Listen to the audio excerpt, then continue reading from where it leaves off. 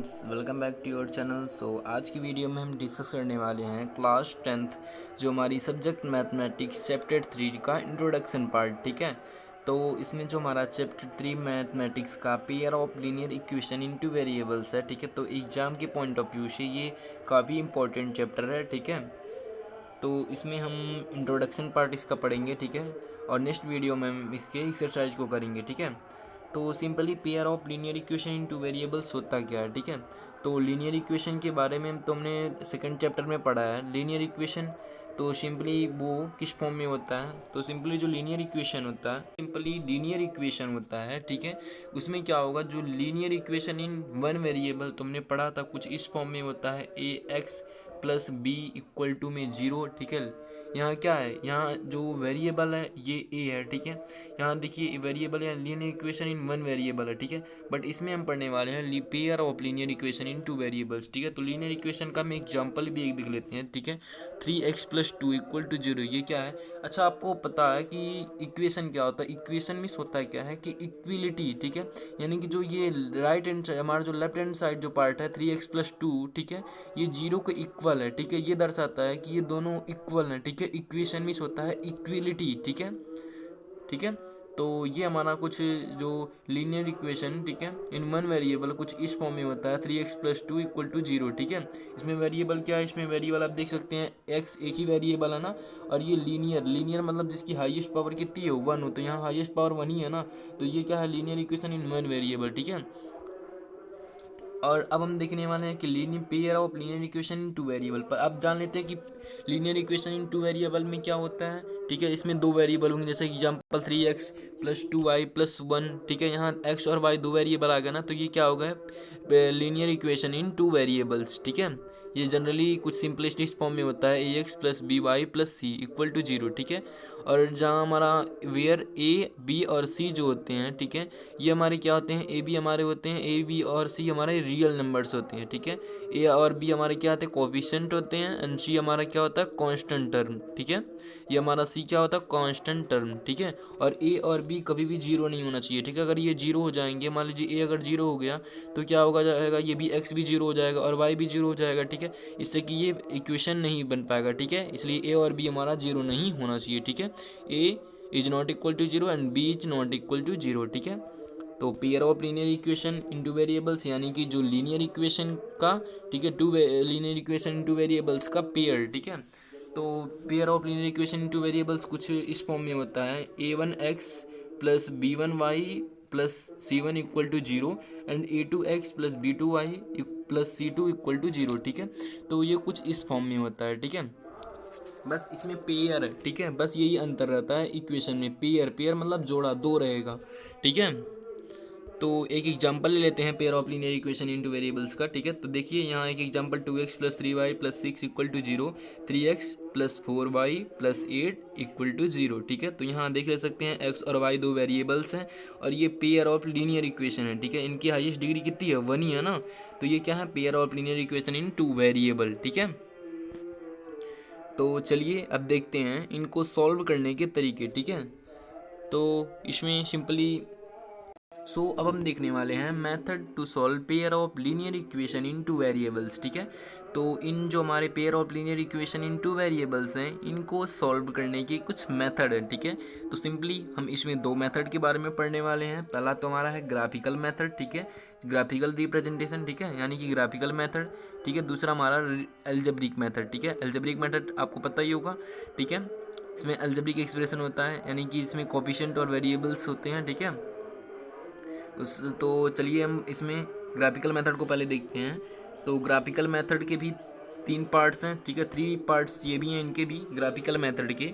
ठीक है, तो ये एक इक्वेशन ले लेते हैं कि इसको एक इक्वेशन समझते हैं कि ग्राफिकल मेथड में क्या करना है। ठीक है, तो a1x plus b1y plus c1 equal to 0 और a2x plus b2y plus c2 equal to 0। तो आपको पता है ये simply pair of linear equation in two variables इस फॉर्म में होता है। ठीक है, तो हमने क्या लिया है, हम एक एग्जांपल लेते हैं, the 2x plus 3y plus 4 equal to 0 और 3x plus 4y plus 9 equal to 0। ठीक है, हमने क्या लिया, हमने दो इक्वेशन लिया पेयर ऑफ लीनियर इक्वेशन का। ठीक है, हमने लीनियर इक्वेशन इनटू वेरिएबल्स का दो पेयर लिया। ठीक है, हमने दो पेयर लिया, फिर हमने क्या किया, हमें इसके कंपेयर करना रहता है, ठीक है। हमें इसके कोफिशिएंट को ग्राफिकल मेथड में हमें इसके कोफिशिएंट को ना हमें इसके कोफिशिएंट को कंपेयर करना रहता है, ठीक है। तो देख सकते हैं आप A1 अपॉन में A2 एंड B1 अपॉन में B2, ठीक है। तो ये ठीक है। तो अब हम देखते हैं यहाँ कि ये इक्वल है इस इक्वेशन में। तो A1 इसमें इस इक्वेशन के हिसाब से इसको रखते हैं तो 2/3, ठीक है, 2/3 एंड 3/4, ठीक है। तो यहाँ आप देख सकते हैं ए हमारा क्या है, यहाँ ए हमारा 2 है ना, और बी हमारा क्या है, 3 है, ठीक है। ए हमारा 2 है एंड हमारा A1 क्या है, A1 हमारा 2 है एंड हमारा A2 क्या है, हमारा 3 है, ठीक है। इज इक्वल टू में रखेंगे, फिर 3 हमारा B1 क्या है, हमारा 3 है एंड हमारा B2 है 4। तो आप यहाँ देख सकते हैं क्या ये दोनों इक्वल हैं, आप बताइए क्या ये दोनों इक्वल हैं, 2/3 एंड 3/4। तो ये इक्वल नहीं है ना। तो ये जब इक्वल नहीं होते हैं, ठीक है, तो इनका जब हम ग्राफ बनाएंगे ऐसे इक्वेशन का, ठीक है, यानी कि ऐसे इक्वेशन का जब हम ग्राफ बनाएंगे, जब इनका ग्राफिकल रिप्रेजेंटेशन करेंगे जिसमें हमारा A1 अपॉन में A2 is not equal to B1 upon में B2, ऐसा इक्वेशन रहेगा, ठीक है। तो ऐसे इक्वेशन में हमारे जो ग्राफ बनेगा, ठीक है, वो उसमें जो लाइंस बनेगी ना वो इंटरसेक्टिंग लाइंस होंगी, ठीक है। ऐसे मतलब वो कहीं काटेंगी, ठीक है, तो इंटरसेक्टिंग लाइंस होंगी, ठीक है। और उनके सॉल्यूशन की बात करें तो सॉल्यूशन किस पे डिपेंड करता है, ठीक है, जो लाइनें होती हैं आपस में जितनी बार मीट करेंगी, जितनी बार एक दूसरे को काटेंगे ना, उतने उसका सॉल्यूशन होंगे। तो ये एक बार जब काटेगी जहाँ, तो वहाँ एक ही बार वो काटेगी ना, तो जब ये एक बार काटेगी तो इसके कितने सॉल्यूशन होंगे, ओनली 1 सॉल्यूशन होंगे, ठीक है। अब तीसरा हमारा पॉइंट आता कि जब एक सोल्यूशन होंगे या एक से ज़्यादा जब सोल्यूशन होते हैं तो उनमें हम क्या करते हैं, उनको मतलब लिखते हैं कंसिस्टेंट, ठीक है। जब एक सोल्यूशन होंगे या एक से ज़्यादा सोल्यूशन होंगे तो वे होंगे कंसिस्टेंट, ठीक है। तो सिंपली हमने ग्राफिकल मेथड के पहले पार्ट को पढ़ा, ठीक है। अब हम दूसरे पार्ट को देखते हैं। अब हमारा इसका ग्राफिकल रिप्रेजेंटेशन का दूसरा पार्ट है। तो पहले पार्ट को तो हमने समझ लिया होगा कि इसमें जब हमारा इक्वेशन में ये हमारा जो फॉलो करेगा, ठीक है, ये चीज़ हमारा फॉलो करेगा, ठीक है। यहाँ जहाँ A1 अपॉन में A2 is not equal to B1 upon में B2 होगा तो वहाँ इंटरसेक्टिंग लाइन्स होंगी और उसका जो सोल्यूशन होगा 1D1 सोल्यूशन होगा, ये कंसिस्टेंट होगा, ठीक है, या यूनिक सोल्यूशन आप भी लिख सकते हैं, ठीक है, यहाँ। देन उसके बाद हमारा सेकंड है। सेकंड हमारा है ग्राफिकल मेथड का, जहाँ पर हमने पहले हम एक एग्जांपल ले लेते हैं, 2x + 3y + 4 = 0 and 4x + 6y + 8 = 0, ठीक है। अब हम कंपेयर करते हैं, ठीक है, एक दूसरे को, इनके कोफिशिएंट को कंपेयर करते हैं, ठीक है। तो अब जब A1 अपॉन में A2 हम रखते हैं, 2, ये 2 रखा, ये 4 रखा, ठीक है। जब इसको कट किया तो हमारा क्या आया, 1/2 आया। फिर ये 3 अपॉन में 6 किया, 3 2 जा 6, ये 1/2 आया। फिर 4 अपॉन में 8 रखा, फिर 1/2 आया, ठीक है।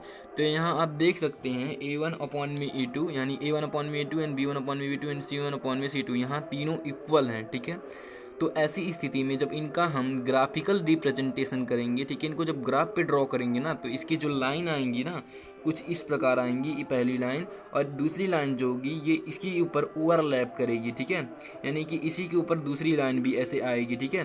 तो ये क्या आएंगे, को इंसिडेंट लाइन, ठीक है, एक दूसरे के ऊपर आएंगे, ठीक है।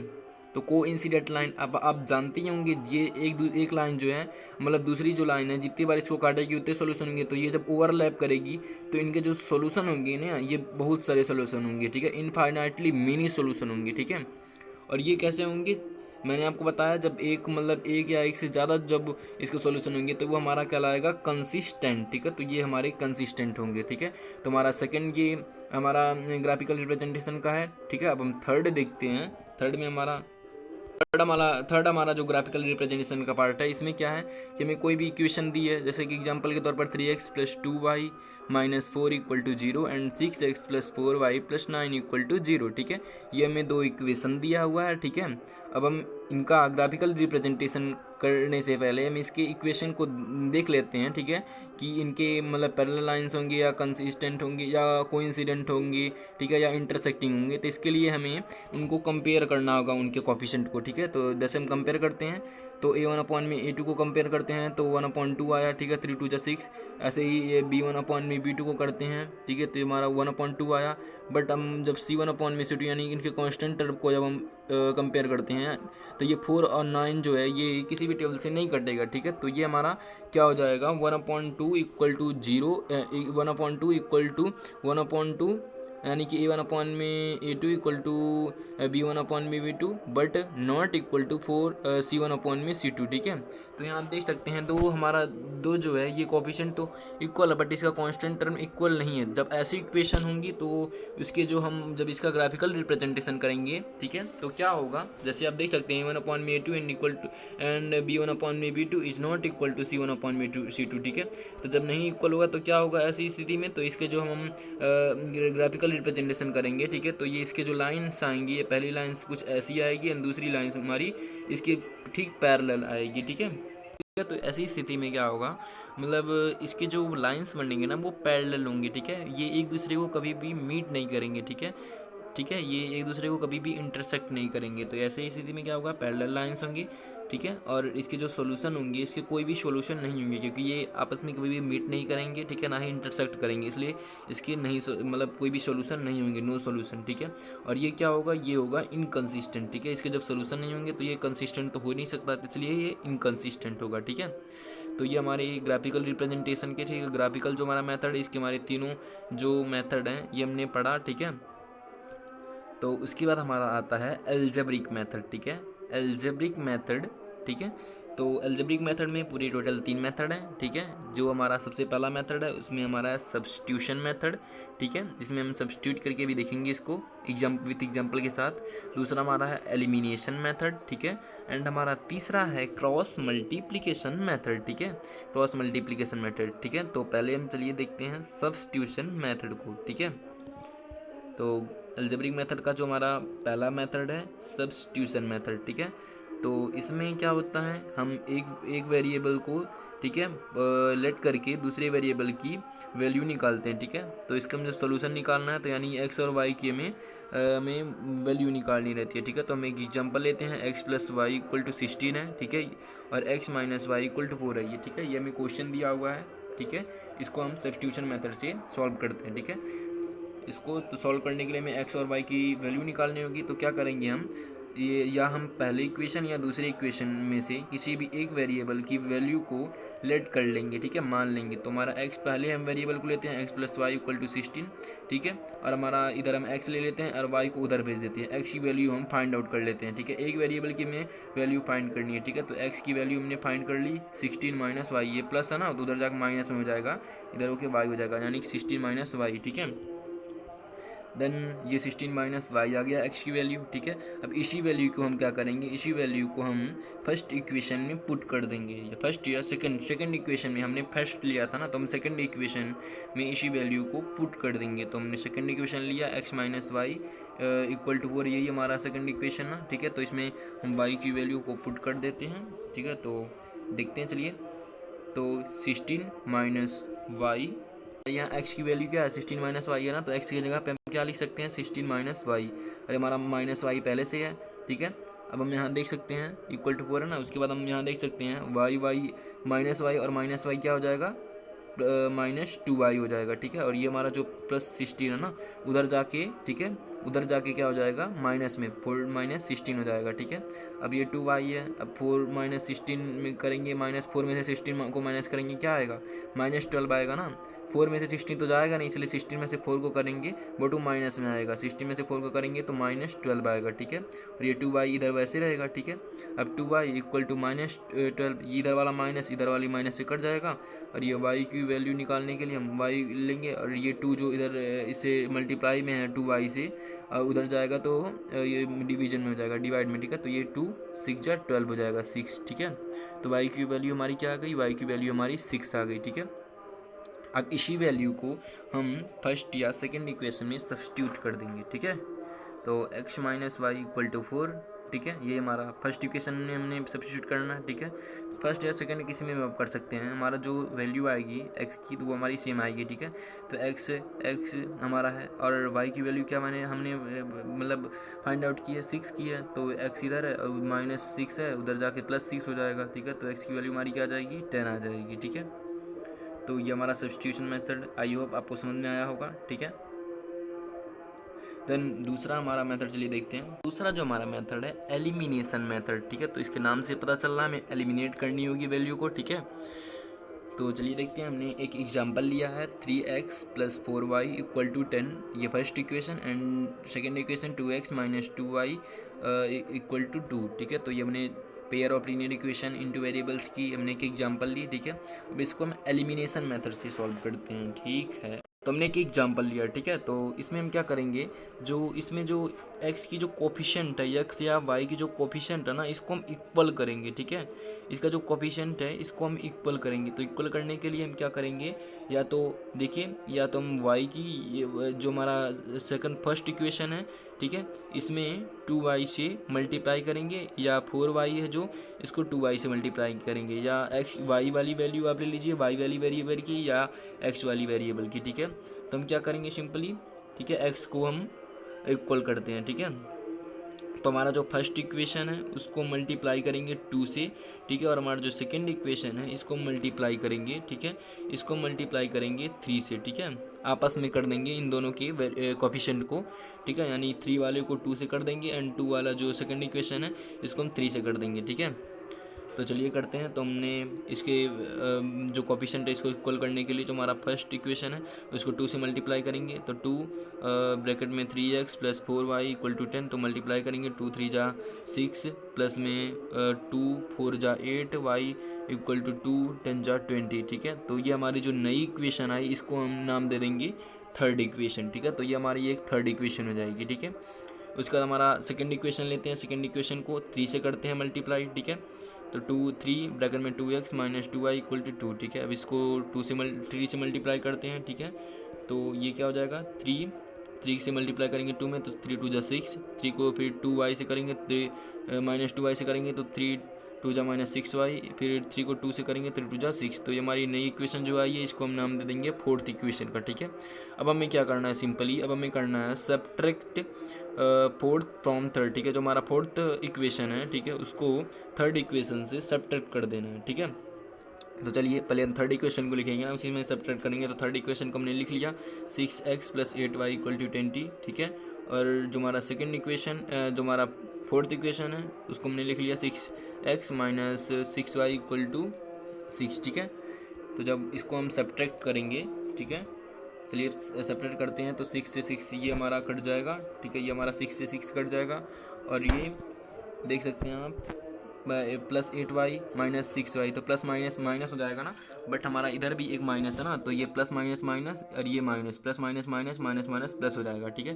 तो 8 6 हमारा कितना हो जाएगा 14y, ठीक है। तो ये हमारा हो जाएगा 14y, और इधर 20 में से हमारा 6 घटाएंगे तो कितना आएगा, 6 माइनस करेंगे तो 14 आएगा, ठीक है। अब हम y की वैल्यू निकालते हैं, ठीक है। y की वैल्यू इधर मल्टीप्लाई में है 14, उधर जाके डिवाइड में जाएगा, तो 14 अपॉन में 14, ये 14 1 14। तो यहाँ हमारी y की वैल्यू क्या आ गई, y की वैल्यू हमारी आ गई 1, ठीक है। y की वैल्यू हमारी 1 आ गई, ठीक है। अब हम सिंपली क्या करेंगे, अब हम, ठीक है, अब हम सेकेंड फर्स्ट इक्वेशन या सेकेंड इक्वेशन में इस y की वैल्यू को सब्स्टिट्यूट कर देंगे, ठीक है।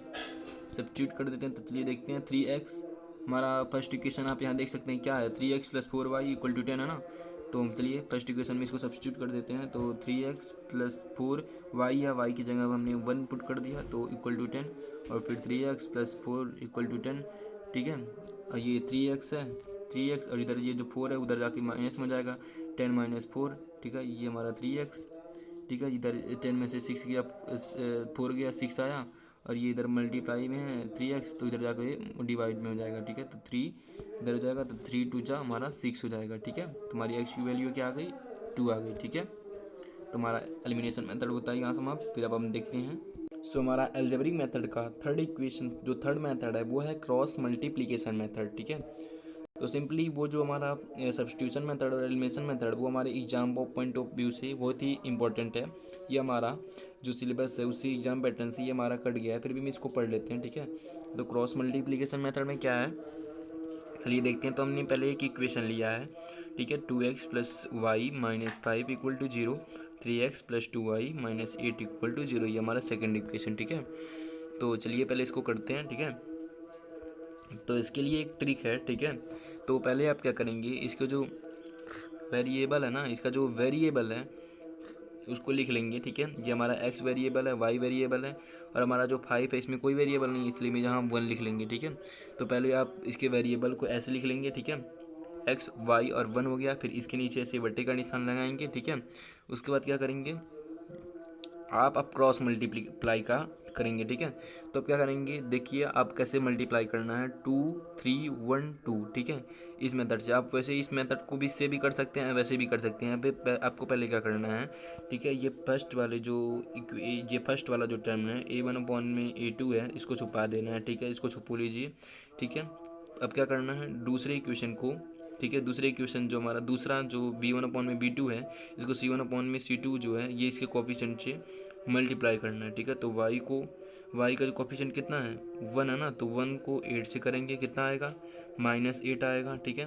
फिर माइनस और 2 का जो है इसको -5 से करेंगे तो क्या आएगा, -10 आएगा, ठीक है। तो माइनस पे -10, ठीक है। यानी 2 को 3 से किया, 2 3 हमने लिख रखा ना, 2 और 3, 2 को 3 से किया, फिर 1, अब हम करेंगे 1 वाला जो हमारा फर्स्ट इक्वेशन है, यानी 1 वाला जो A1 अपॉन में A2 है, ठीक है। A1 अपॉन में A2 जो है, ठीक है, इसको किससे करेंगे, अब हम दूसरा ये हमारा y वाला जो टर्म है इसको हम छोड़ लेंगे, ठीक है। अब वो हमारा जो A1 अपॉन में A2 है, इसको अब ये कांस्टेंट टर्म से करेंगे, ठीक है। तो 2 को 8 से करेंगे तो -16, और 3 को -5 से करेंगे तो -15 आ जाएगा, ठीक है। एंड ऐसे ही अब हम क्या करेंगे, ये हमारा जो कांस्टेंट टर्म है ना, उसको छुपो लेते हैं, चलिए, ठीक है। अब क्या करेंगे, 2 को 3 से करेंगे, 2 को 2 से, यानी जिसके हमको क्या करना है, कोफिशिएंट को मल्टीप्लाई करना है, ठीक है। तो 2 को 2, जो एक्स का कोफिशिएंट है A1 में, ठीक है, तो इसको 2 से करेंगे 2 में, तो 2 2 जा 4, एंड 3 को वाई से कोफिशिएंट से करेंगे, वाई का कोफिशिएंट क्या है, 1 ही है ना, जब कुछ नहीं है तो 1 ही मान लेते हैं, तो 3 1 जा 3 हो जाएगा, ठीक है। अब इसको चलिए हम सॉल्व कर लेते हैं। तो इसको जब सिंपली आप सॉल्व करेंगे तो -8 माइनस माइनस ये क्या हो जाएगा, इधर बीच में प्लस हो जाएगा, और -8 प्लस 10 क्या हो जाएगा, 2 हो जाएगा, ठीक है। ऐसे ही जब वाई वाले टर्म को जब सॉल्व करेंगे तो ये सिंपली क्या आ जाएगा, 1 आ जाएगा, ठीक है। ये 1 आ गया, और 1 ये 4 में से 3 गया, 1 आ गया, ठीक है। हमने एक्स वाई और 1 ये वाली तीनों के हमने सॉल्व कर लिया, ठीक है, इसके कोफिशिएंट को। अब हम क्या करेंगे, हमें अगर एक्स और वाई की वैल्यू निकालनी है, तो ठीक है। तो हम अगर हमें एक्स की वैल्यू निकालनी है तो एक्स को ये कांस्टेंट टर्म के इक्वल रख देंगे, ठीक है। अगर वाई की वैल्यू निकालनी है तो वाई को कांस्टेंट टर्म के इक्वल रख लेंगे, ठीक है। तो चलिए पहले एक्स की वैल्यू निकालते हैं। तो एक्स वाला टर्म हमारा क्या है, एक्स अपॉन में 2 है, इसको किसके इक्वल रखना है, कांस्टेंट टर्म यानी कि 1/1, तो इसके इक्वल रखेंगे तो एक्स, तब इसको जब सॉल्व करेंगे तो क्या आ जाएगा, एक्स को 1 से करेंगे क्रॉस मल्टीप्लाई, तो एक्स 1 जा एक्स, 2 को 1 से करेंगे तो 2, तो एक्स इक्वल टू कितना आ गया, 2। ऐसे ही वाई अपॉन में 1, ठीक है, इक्वल टू इसके किसके रखेंगे, कांस्टेंट टर्म यानी 1 अपॉन में 1, तो वाई को 1 से करेंगे तो वाई आ जाएगा, ठीक है। और 1 को 1 से तो 1 आ जाएगा, तो वाई की वैल्यू कितनी आ गई, 1। ऐसे एक्स की 2 और वाई की 1, ठीक है। सो आई होप ये जो इंट्रोडक्शन पार्ट है आपको समझ में आया होगा। So thank you watching this.